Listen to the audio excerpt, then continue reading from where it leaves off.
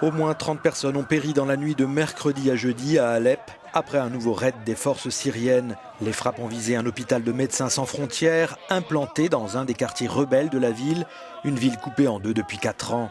Les sauveteurs n'ont pu que constater l'horreur. Des médecins, des malades, des enfants ont été tués en quelques secondes. Depuis vendredi, les violents combats auraient causé la mort de plus de 100 civils. À Alep, il meurt un Syrien toutes les 25 minutes, a déploré l'émissaire de l'ONU pour la Syrie.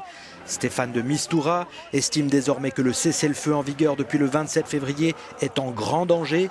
Impossible dans ces conditions d'entrevoir de nouveaux pourparlers de paix entre le régime et les rebelles syriens. Je pense qu'il est urgent de relancer les discussions au mois de mai. Mais il est encore plus urgent de s'assurer que ces pourparlers soient réellement significatifs pour le peuple syrien, au regard des violations du cessez-le-feu qui ont de nouveau atteint un niveau très élevé. Tout en intensifiant les bombardements, le régime syrien joue aussi la carte humanitaire et le fait savoir.